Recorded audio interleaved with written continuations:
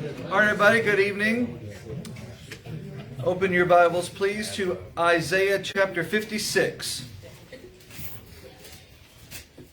Isaiah 56.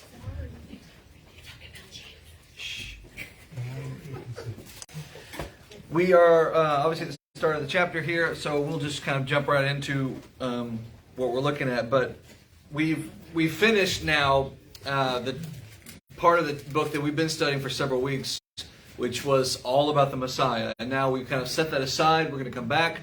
We'll talk about him again later in the book. But right now we're kind of circling back to the problems with Judah and their sins. But before we really get back into their sins, which is coming probably by the end of this class, we start chapter 56 with God saying, okay, everything I just told you is coming. But in the meantime, you're going to have all these wonderful blessings and this salvation of the Messiah and these great things that are coming. But before that, you're going to go into exile. You're going to go into captivity into Babylon. So what kind of people are you supposed to be when you're there? And here's some things that God says as it relates to that. So Isaiah 56, start in verse 1. Thus says the Lord, keep ye judgment, and do justice. For my salvation is near to come, and my righteousness to be revealed. Now in this case, even though we just got through talking about the Messiah, and so we always associate Jesus with salvation, in this case it is salvation from Babylon that he's talking about here. And it becomes clear as you go through it, but I can see why it might be kind of confusing at the top of the chapter. But he's talking about how you're going to go into exile, you're going to go into Babylonian captivity, it's going to be hard times, but salvation is coming. Rescue from Babylon is coming. What kind of people should you be until then?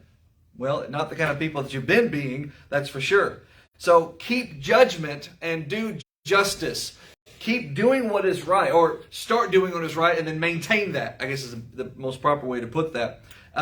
Keep the law, do what is right, do righteousness, be fair, be equitable. Don't be taking advantage of people, don't be abusing power. All the things that have been kind of characteristically wrong with Judah in the years and generations even leading up to the Babylonian exile. You're going to be given a second chance. Not just when you get out of Babylon, but when you're in Babylon, you're going to be given a second chance. That's when it starts to start doing right. Like the time for the child to say they're sorry and to start, making amends is not when timeout is over, but when timeout begins. Because the longer that they're stubbornly in timeout, the longer they'll be in timeout.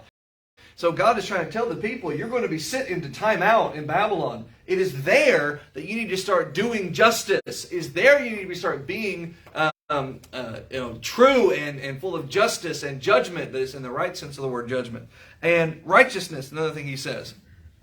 So maintain those national purity things that you haven't been maintaining thus far. Because when you go there, that's what I'm going to want to see. What's going to happen, though, not universally, but in a big way, a lot of the Jews, when they go into Babylon, they're going to sin worse than when they went in there, than how they were before they went to Babylon. They're going to use that as an excuse to completely reject God, completely abandon God. And so here is kind of preemptively God is saying, going over there is not me kicking you out of the house, I don't ever see you again. It's to straighten you up so that you will want to come back and do right again. That's the picture. Verse 2. Blessed is the man that does this, and the Son of Man, same idea, the humanity, the person, who lays hold on it, and keeps the Sabbath from polluting it, and keeps his hand from doing any evil.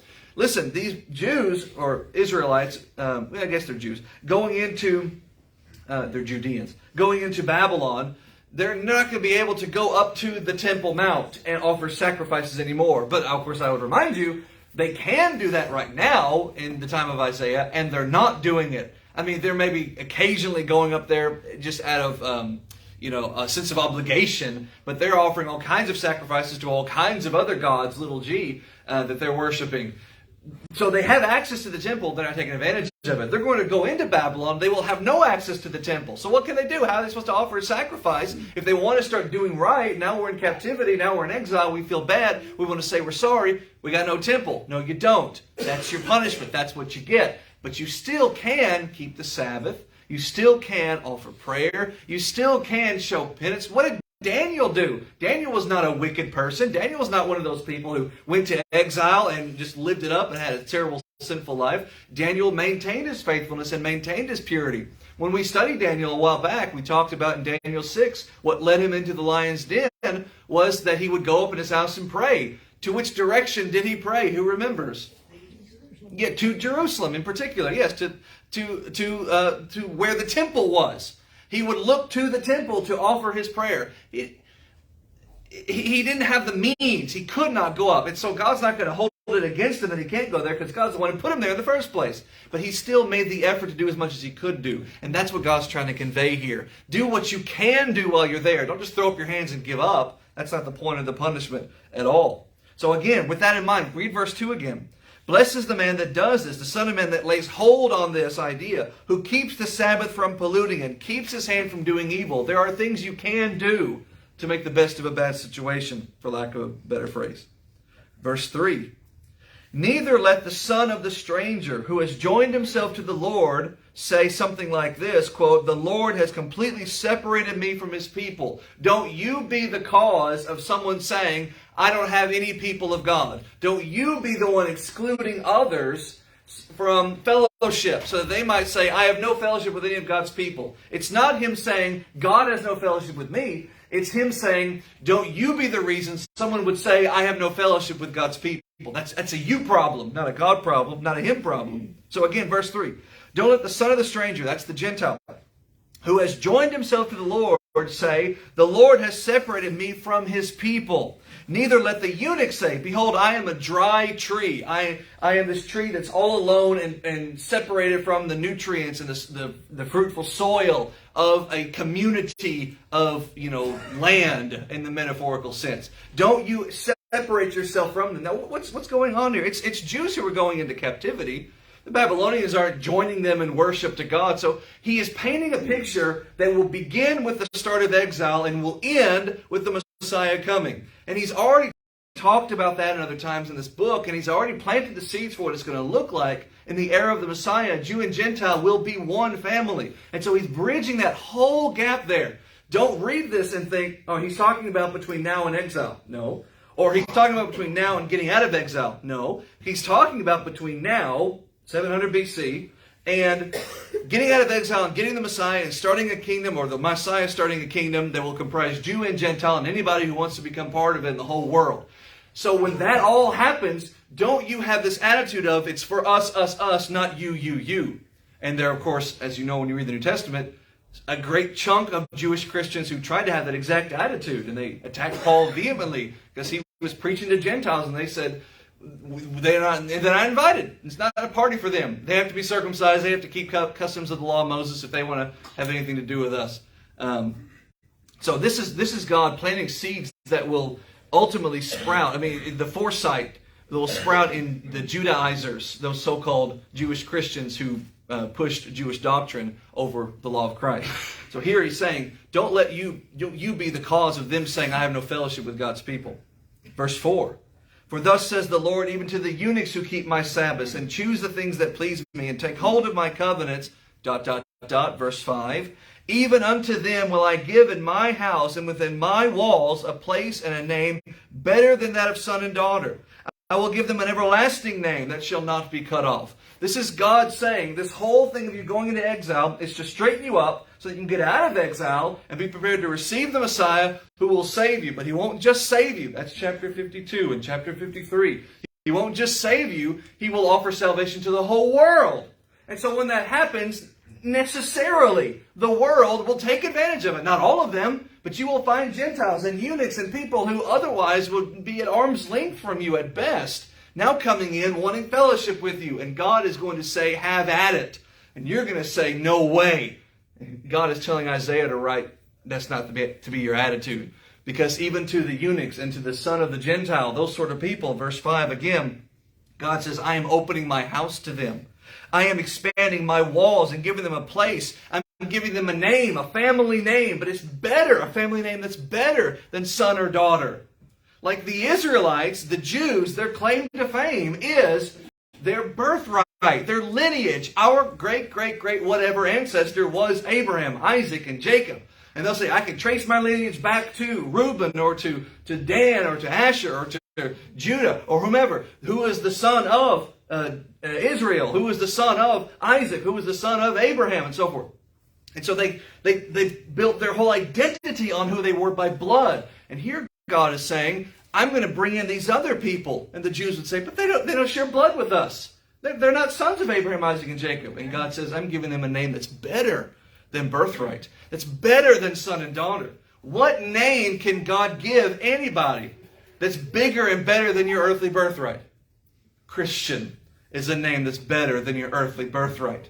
Christian is the name that will last into posterity, that will last into timelessness. Christianity, Christianity, Christian is the name that will always forever be. And you can wear that name regardless of who your ancestor was. Regardless of how wicked or great they may have been.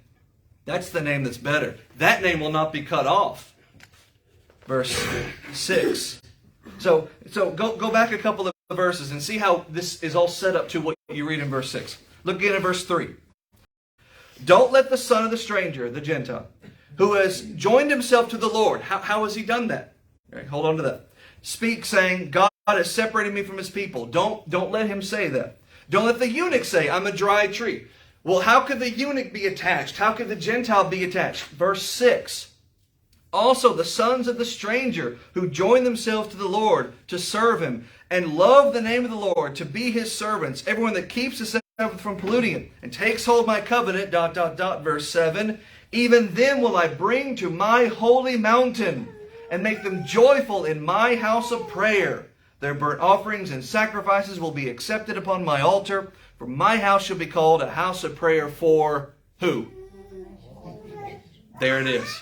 This is the same idea conveyed in Isaiah chapter 2. And I did the whole thing last week. I'm not going to do it again. Where you have this mountain of the Lord's house, and all nations will flow up unto it. And they will say to each other, and my people, the Jews at the time, will say to all of them, come, you guys, come on. Let us all go up to the mountain of the house of the Lord. Let us go up to the house of the God of Jacob. And we will learn his ways, and he'll teach us his ways. And for out of Zion will go forth the law. It will spread out from Zion. It will go beyond Zion. And the word of the Lord will go out from Jerusalem. It won't just be Zion's law. It won't just be Jerusalem's people. It'll start there, launch outward as an invitation to the world to come up this mountain. Now this is all Old Testament imagery. Here we are. We're living in the fulfillment of this prophecy. None of us are offering, verse 7, burnt offerings and sacrifices on an altar. But we are presenting our bodies a living sacrifice. That's the fulfillment of this. It was just painted here with an Old Testament brush. It was presenting these ideas of service and sacrifice and fellowship with God and his people in a way that his people at this time could have appreciated it. If it was written today, he would have said, go to church on Sunday, not keep the Sabbath. He would have said, presenting your body a living sacrifice, which is what Paul says in Romans 12, as opposed to offering burnt offerings. That's the language and terminology we understand. Here's what they understand. Do you have something, Calvin? No. Oh, you just getting reception? Yeah. All right. So that's verse 7 and 6. I'm going to take these Gentiles who, verse 3 said, I feel left out. I feel isolated. And God says, don't you be the reason they feel isolated. Because your job is to invite them into the fellowship, to invite them into this family. Now that is, as best as I can make it, black and white and clear, right here in Isaiah. So why, when the Messiah came, and why, when Christianity started to spread, did the brethren, those original Jewish brethren, many of them just freak out on Peter, who went and preached to Cornelius and started baptizing Gentiles?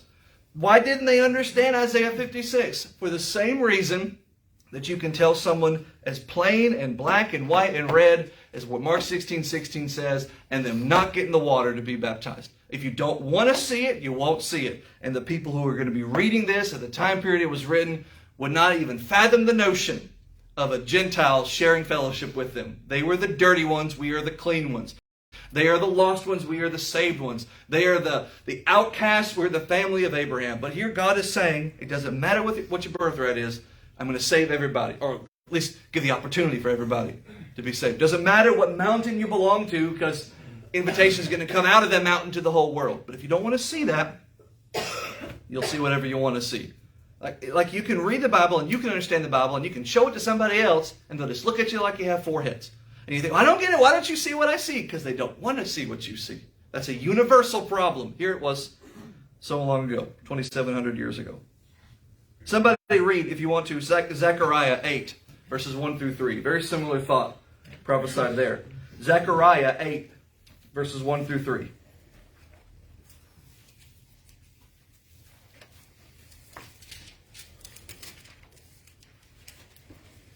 And the word of the Lord of hosts came, saying, Thus saith the Lord of hosts, I am jealous for Zion with great jealousy, for I am jealous with her with great wrath.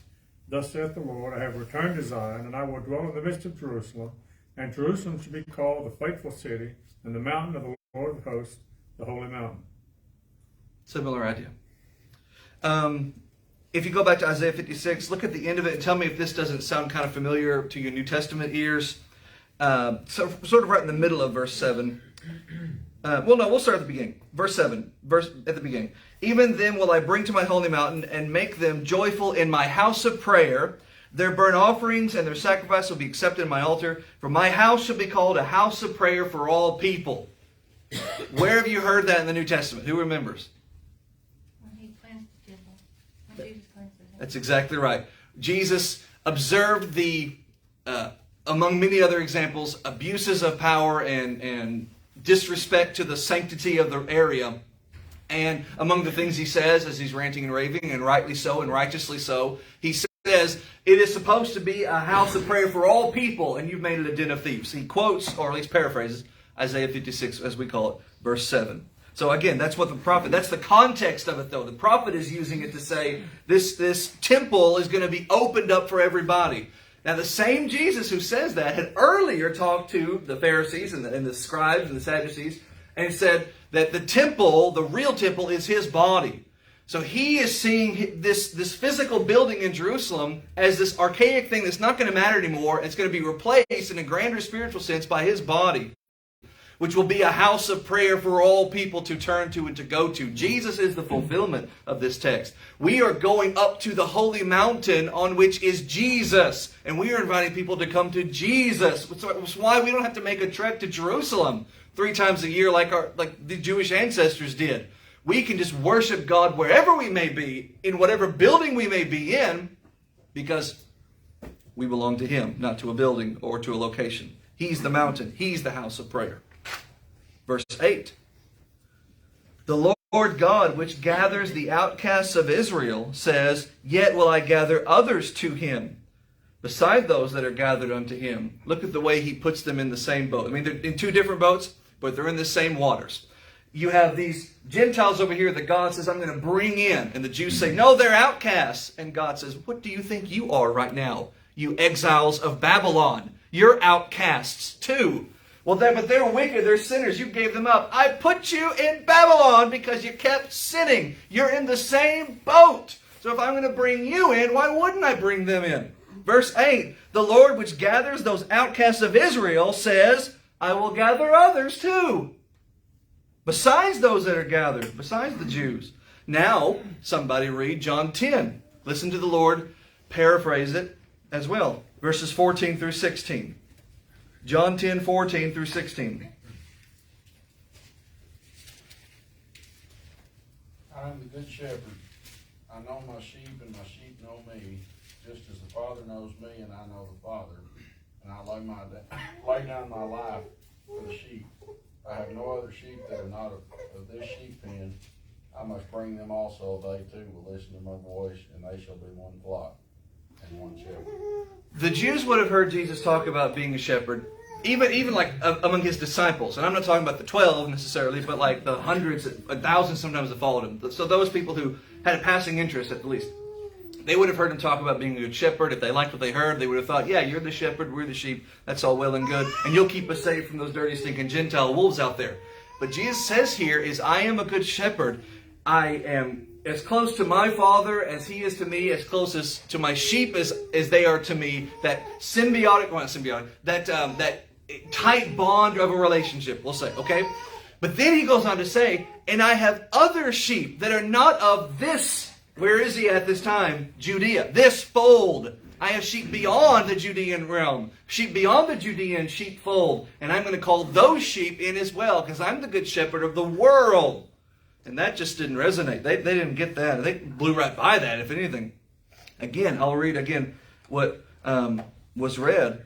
I'm the good shepherd. I know my sheep, and am known of mine. They know me, I know them. As the Father knows me, and I know the Father, and I lay down my life for the sheep, and other sheep I have, who are not of this fold. And them I must bring, and they'll hear my voice, and there'll be one fold, one shepherd. Not a church of Gentiles and a church of Jews, but a church of Christ comprised of Jew and Gentile. That's Isaiah's message here. Jesus takes the idea and tries to tell it to the people, but it goes over their heads. Now, we're in Isaiah 56, verse 9, right? Okay, this is Isaiah 57, verse 1. It just comes early, because that's 56, 1 through 8 is its own little thought of, you got all these wonderful things that are coming, chapters 52 through 55, and then you got to just be good and faithful in the meantime. And while you're enjoying the beginnings of that whole little process there, that's the beginning of 56. Starting here in verse 9, it's, but you guys just keep on sinning, and that's not good. And that starts here. So all ye beasts of the field, come to devour. Yes, all ye beasts of the field. This is where the people are looking up and they're hearing the voice of God, calling to all the wolves and to all the ravenous predators and saying, doors open, come on in, Jerusalem is open, the back door is unlocked. And they're thinking, but we live here, and that's kind of scary. Well, that's because you chose to sin and be wicked, so God is inviting them in to punish you. So all you beasts of the field, come to devour. Come on, all you beasts of the field. And he's still talking to the beasts about them, and they're listening. So imagine being that person listening to them say that about you. God is saying, come on and devour them. All their watchmen are blind. You don't have to worry about them spotting you coming. They're all ignorant. They're all dumb dogs. That is to say, mute dogs. They can't bark. They're sleeping, lying down, loving to slumber. They see no evil. They speak no evil. They hear no evil. They can't help you. In fact, they see no good. They speak no good. They hear no good. That's probably more accurate. They're no good at all. They're no help to them at all. They're watchmen who are supposed to be up in the towers keeping an eye on predators. They're not looking. Take them. They don't even know what a predator's going to look like. They're ignorant. They're mute. Even if they could see you, they wouldn't cry out and yell. They can't bark. They're sleeping anyway. They're lying down. They love to slumber. So you got nothing to worry about. Verse 11. Yea, they are greedy dogs who can never have enough. They're shepherds that cannot understand. They look to their own way, everyone for his own gain. My Bible says, from his quarter. How does the end of verse 11 go for you? One and all. Everyone wants one and all? It's the idea of I want to make sure I get mine before anyone else gets theirs. That's the idea. It's there's a big pot of money. I'm going to get mine first, and then you can have the rest. Every man for himself. No community, no fellowship, no sharing, no sense of service or sacrifice. None of the things that define what was supposed to be the nation of Israel is supposed to be Christianity. Wasn't existed there. It was just, what's in it for me? Everyone get yours. But enough about America. What does he say, verse 11? They're greedy. They can't have enough. They're shepherds that cannot understand. They don't understand what is good for the sheep. They're not interested in trying to serve the sheep. These are the leaders he's talking about. The people are the innocent bystanders. We'll get to them in a second. Not that they're completely innocent. A lot of them are wicked sinners too, but they're being taken for a ride by their leadership. Verse 12. Come ye, they say, I will fetch wine. This is what they say. They say, come on, I'll fetch wine, and we will fill ourselves with strong drink. And tomorrow will be like this day, and much more abundant. Today, the plan is, let's get totally drunk. And tomorrow, let's do the same thing, but get even more drunk. That's the plan. Step 1, fetch the wine. Step 2, drink the wine. Step 3, sleep off the wine. Step 4, drink more wine. Verse 1, chapter 57. And so the righteous perish. There's no chapter break. There is, but it shouldn't have been put there. It should have been a few verses ago. These leaders, these wicked people, they do all their wickedness and they drive the car of Judah into the ditch. And who suffers? Yeah, they'll suffer too. But they're stone cold drunk. They didn't even know they've crashed. It's the innocent kids in the back of the car who suffer. The righteous perish, and no one cares. What does it say? No man lays it to heart. It doesn't matter. No, it doesn't. Who cares? They're just in the way anyway. Merciful men are taken away, none considering that the righteous is taken away from the evil to come. That's a chilling statement. Here these people are dying, and first Isaiah says, and they don't care.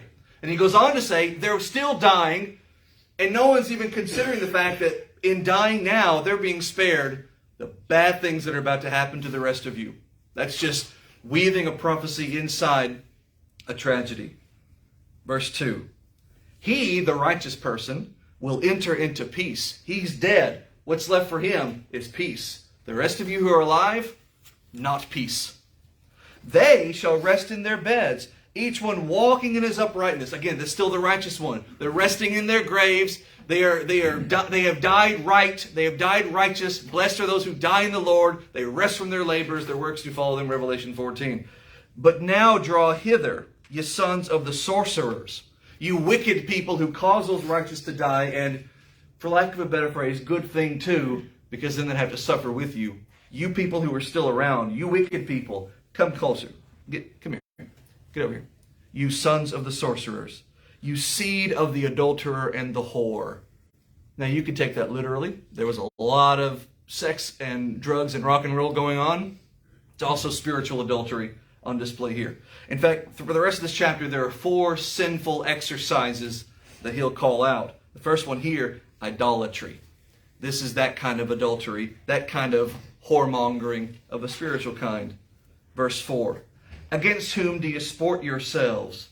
Against whom do you make a wide mouth? Against whom do you draw out the tongue? Like children asking for a slap across the face. Are you not children of transgression, a seed of falsehood? Are you not disobedient kids just dying for a spanking, is basically what Isaiah says here. Is that what, I mean, does everyone have very similar metaphors all throughout verse 4? Just give me does yours have a series of questions? Give me the first question in verse 4, somebody. Who are you mocking? Who are you mocking? Make sport. Yeah, okay. Who do you think you're mocking right now? Next question. Against whom do you open your mouth wide and stick out your tongue? Look at me. That's what little children do on the playground, right? All right, next one. Are you not children of transgression, the offspring of deceit? It does not matter. This is 2,700 years ago. Jerk children are jerk children. It's a timeless concept. They've all stuck out their tongues. They've all needed a smack in the face. And Isaiah says, don't worry, it's coming. Verse 5. You inflame yourselves, the King James says, you burn in lust. All right, we're talking about a sexual thing, right? You inflame yourselves with idols under every green tree, slaying the children in the valleys under the clefts of the rocks. You have built up your idol monuments, and you are, I'm going to keep this PG-13. You are just really in love with your idols. That's how God views it. And he's ashamed of it, and he's angry about it. To the point where you're willing to not make babies with your idols. You can't make babies with an idol, but you can kill your babies to an idol. And that's what they're doing. Verse 6. Among the smooth stones of the stream is your portion. In other words, all they care about religiously is finding the prettiest, smoothest, most beautiful looking rocks. They're all smooth and round, being watered down by the stream. They want to find those so they can build the most beautiful monuments, make the most beautiful little sculptures in honor of their little g gods. That's all they care about. And God says, that's your portion. That's what you're going to get out of all this. After all is said and done, all you're going to have is a bag of rocks. They are your lot. That's what you get out of this. Even to them have you poured out a drink offering. Even to them have you offered your meat offering. And then God says, am I supposed to just take this? Am I supposed to just swallow this? Mine says, should I receive comfort in these? What's your Bible say? Shall I relent to this? Am I supposed to just sit back and take it? No. Because God is not just some random God among thousands. They're worshiping all these gods. God is not just the one they forgot about. God is the one who actually is. And more than that, He's their God. Like across the Mediterranean Sea, there are nations and there are peoples who are praying to the stars and who are worshiping trees. And yes, it angers God, but these are His people. He gave them up. These are His people. The Gentiles, He gave them up. He'll call them back with Jesus, but right now, these are His people. He formed a relationship with them. He made them His nation. He saved them from Egypt and 1,000 other battles. He spoke to them from His holy mountain. He gave them His tablets of stone. He told them in excruciatingly minute detail exactly how to worship Him and be right in His sight. And they've gone and worshiped those other gods. So I imagine it stings a little more than when some Greek prays to Zeus. You people, verse 7, upon a lofty and high mountain you've set your bed. You found the highest high place to make your bed, and now you're going to lie in it. Even there you went up to offer your sacrifice. Behind the doors, verse 8, behind the doors also, and the posts, you've set up a remembrance, and you've discovered yourself to another other than me. To discover yourself, to give your virginity to if you're married, give your singularness that should belong to your spouse to someone else. You give it to another other than me. God equates adultery with idolatry many times in Scripture. You've gone up and you've enlarged your bed. There's room for more gods. And you've made a covenant with them. You loved their bed wherever you saw it. First bed you could find, you jumped in to worship those idols. Verse 9. And you went to the king with all of your ointments, and you did increase your perfumes, and you did send the messengers far off, and you did, my Bible says, you debased yourself even to hell, a word which means the grave. You got as low as you could go into Sheol. You went to the king with all of your fancy gifts, sprayed with all of your fancy perfumes, and you sent all your messengers far and wide as far as you could take them, just to reach out to any king you could, because you're being threatened by Assyria, and you're going to be threatened by Babylon, and you think we need to make alliances with all these other gods. And God says you only need the one. And he happens to be the only one you're not trying to flatter right now. Verse 10. Oh, well, just to emphasize it, again, the end of verse 9, you did debase yourself, humiliate. In case your Bible has a similar word. You're embarrassing yourself, is what he says. Look what you've reduced yourself to. Verse 10. You are wearied in the greatness of your way, yet you do not say there's no hope. Now that's chilling. God is describing the condition of Judah, and he says, in the midst of all this, not a one of you has thought you have no hope. He's saying that because they have no hope. Like, I know ultimately there's Jesus and there's all that, but he's talking about the destruction that's coming to Jerusalem. He says Jerusalem is hopeless, but none of them see it. They're all ignorant, as he's already described them. They're watchmen who can't see, aren't listening, don't pay attention. None of you are even thinking you have no hope. You are all convinced your plans are genius, and you're all idiots, just dancing to the grave. You have no hope, and none of you realize it. You have found the life of your hand, and you were not grieved. As far as you were concerned, in other words, you think you have life in your grasp. We think you've got it all figured out, and none of you are thinking, this is probably going to blow up in my face, and that's exactly what it's going to do. Verse 11. And of whom have you been afraid or feared, that you have lied, and have not remembered me, nor laid it to your heart? Have not I held my peace even of old, and you have not feared me? Here's what God says has been missing. Nobody respects him. Nobody fears him. He says, if you would fear me, then you wouldn't have any worries about any problems with any other gods that you need to get in bed with to protect you from all these other nations and the nation that's looming large over you right now. If you would just fear me, you wouldn't have to fear anything else. But because you don't fear me, you're panicking about every little thing.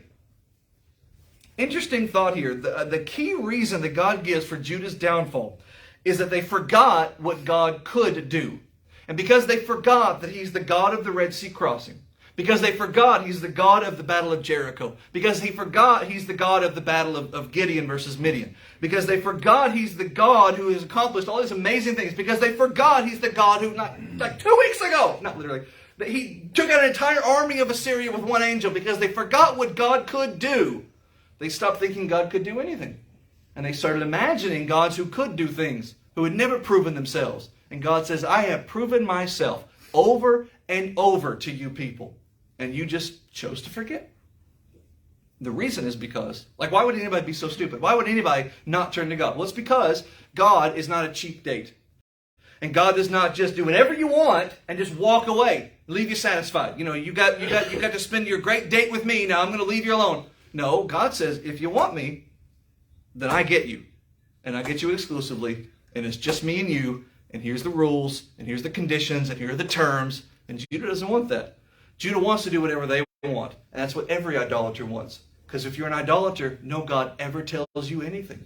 No God will ever tell you here's what I expect of you. No God has ever expected anything of anybody, little g God. Only Jehovah has ever made expectations. You find a God over here, conveniently, it always wants you to do whatever you wanted to do anyway. And that's how it always is. That's how it is with false religions that claim Christ today. It's always very conveniently whatever I wanted to do anyway. True religion, reality is sometimes messy, sometimes hard, sometimes demanding, because God expects something of you. So here, they forgot what God could do. They stopped being afraid of God. They stopped being in awe of His power. And so they stopped trusting that He could be on their side to win their battles for them. Verse 12. I will declare your righteousness and your works, for they shall not profit you. In this case, righteousness is self-righteousness, self-aggrandizement, your sense of your own superiority. I will throw it back in your face. You think you're so great. Here's what that looks like. It will not profit you. Let's see how powerful you really are when Babylon knocks down your walls, rapes your women, murders your sons and fathers, and carries the rest of you off into captivity. Let's see how powerful you are then. 13. When you cry, let the companies deliver you. But the wind will carry them all away. Vanity, emptiness, nothingness shall take them. But he that puts his trust in me shall possess the land and shall inherit my holy mountain. I told you there were 4 sins. I had them written down. I kind of lost track. One of them is covetousness. Here it is right here. There's 2 others that are really good, I'm sure. But one of them is covetousness. They love the world more than they love God. So God says, who are you going to cry? Because when you come crying to me, I'm not going to come running. You don't want me, so I'm not going to come running. You're going to stare down the barrel of the gun, and at the very last minute, after the trigger's already been squeezed, then you're going to cry to me for help, but it's going to be too late. That's a principle you're taught right here, which goes to show you, if that's the principle here, then it applies at the last day of judgment. And anyone who says, well, I can't believe God at the last day will send them to hell, those people are sending themselves to hell. It is not fair to God, who has told you the expectations, who has promised you the blessings, who has offered the salvation. It is not fair to God for Him to do all that. And then, forget it's not fair to the faithful Christian. It's not fair to God to do all that, make all those promises, send His Son to die, and then, at the last minute, chicken out, if that's how you want to phrase it, and just not be able to go through with it and send someone to hell. They are sending themselves to hell. God is allowing their free will to send them there. That's the principle you get right here. I don't want to send you to Babylon. I don't want them to destroy the city. If you turn to me, you'll possess the land. You'll have it all. If you don't turn to me, the walls are coming down. And you shouldn't be surprised, because I knocked down Jericho's in your favor. Why couldn't I knock down yours in Babylon's? So when you cry, let the armies take you, because I'm not. The wind will carry them all away. Vanity will take them. But you put your trust in me, you'll possess the land. And you'll inherit my holy mountain. And you shall say, verse 14, cast ye up, prepare the way. Take up the stumbling block out of the way of my people. This is if you trust in me. If you turn to me, then the stumbling block will be moved, and everything will be fine.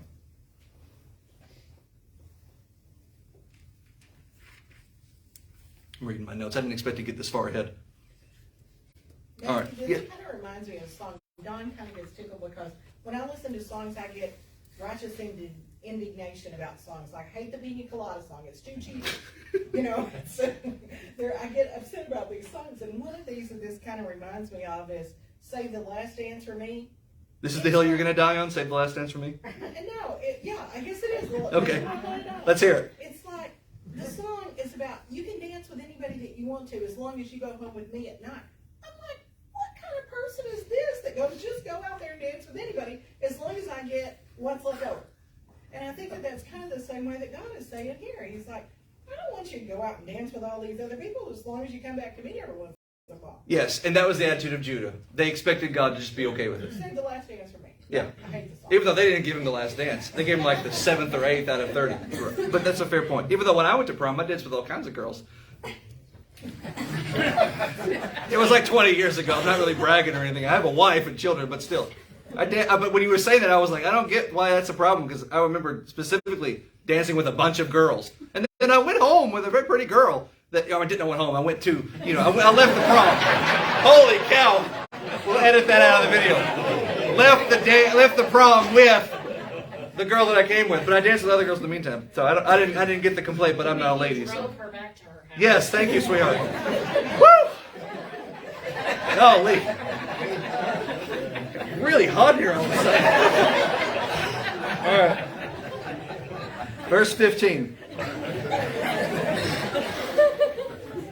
We'll edit that out of the video. Oh, thank goodness. No. I got 5 minutes. Verse 15. For thus says the high and lofty one who inhabits eternity, whose name is holy. I dwell in the high and holy place. With him also that is of a contrite and humble spirit. I dwell with the one who has a contrite and humble spirit. And revive the spirit of the humble, and to revive the heart of the contrite ones. This is not even the finish of the sentence. This is just how it picks up here. God has made all these promises. Well, who is making this promise? I mean, he just got through saying, you don't trust in me, but if you would, then here's all these blessings. Well, in whom are you asking me to trust? Let's start from zero. I know I should have been trusting you, but I haven't trusted you, so I got to start from zero. Who am I trusting? Verse 15, you are trusting the high and lofty one. No other God can claim that. Who inhabits eternity. His home is forevermore. Whose name, his very identity is holy. Like you people, you Christians are holy because God has made you holy. The Lord's Supper is a holy feast because God sanctified it. The Temple of Jerusalem back in the day was a holy building because God said it was. Inside it was the Ark of the Covenant. It's just a wooden box with a carving of angels and some stuff in it. It's just furniture. But because God said it was holy, if you touch it, you die. But God, no one looked at God and said, I'm going to make you holy. We have to esteem him. We have to regard him that way. But whether I do or don't, he's going to be. God is inherently holy. His very name is holy. I dwell, he says of himself, I dwell in the high and holy place. With him, I dwell with him who is of a contrite and humble spirit. To revive the spirit of the humble, because the whole point of being humble is you're down on the ground, so he picks you up. And to revive the heart of the contrite ones. Verse 16. For I will not contend forever, neither will I always be wroth, the old Bible says, angry. For the spirit shall fail before me, and the souls which I have made. The Lord promises he will not stay angry. I mean, earlier in this chapter, it gets pretty heated. But he says here, if you turn to me, my anger will just switch off. It won't be like some people do, where they say they're not angry anymore, and they still give you the cold shoulder, like, I'm probably going to get tonight. It's not going to be like that. God says, I'll turn it off. You won't have to deal with it. I will not always be like this. The spirit should fail before me, and the souls which I have made, they may be doomed. But if you turn to me, my anger will abate. 17. For the iniquity of his, the average Judean's covetousness, that's why I was angry, and why I smote him. I hid me and was angry, and he went on, the King James says, frowardly. He went on boastfully, hypocritically, in the way of his heart. When you become a parent, and you have children, you can appreciate it. I spanked him, and he said, didn't hurt. Same idea. I smote him, I hid myself, and was wrought, and he went on in the arrogance of his heart. 18. I have seen his ways, I have seen his ways, and will heal him. I will lead him also, and restore comforts unto him and to his mourners. Let's read 17 and 18 together. For the iniquity of his covetousness, that's why I was angry at that guy right there, the iniquity of his covetousness, and I smote him, and I hid my face from him, and I was angry at him, that guy right there, and he, that guy right there, went on arrogantly and boastfully, however he wanted to go, and I have seen that guy's ways, and I will heal him. That's a comfort. He's talking about me. And I will lead him also, and restore comforts unto him and to his mourners. 19. I will create the fruit of the lips. Peace, peace to him that is afar off. And to him that is near, says the Lord, I will heal him. In the time of Jeremiah, the prophets, not the real prophets, the pretend prophets, the false preachers and things, were saying everything's going to be fine. Everything's okay. Like the shadow of Babylon is cresting over the hillside, and the people, those false preachers, are saying, it's all fine. This is fine. We're going to be fine. It's burning around them. They're sipping coffee saying, this is fine. It was not fine. But God here says, it's going to be fine. And that carries a little more weight. Here God says, peace, peace. And he means peace, peace. To him that is afar off, to him that is near, I will heal. 20. But the wicked are like the troubled sea, where it cannot rest, the waters can't. Whose waters are cast up, they churn up mire and dirt. That's the wicked. They're always agitated. They're always stirring up something. They're always causing problems. They can't humble themselves. They cannot be at peace. So this salvation is not for them, because there is no peace, says my God, to the wicked. And that's how the chapter ends. We'll leave it there. Chapter 58 next week. Thank you.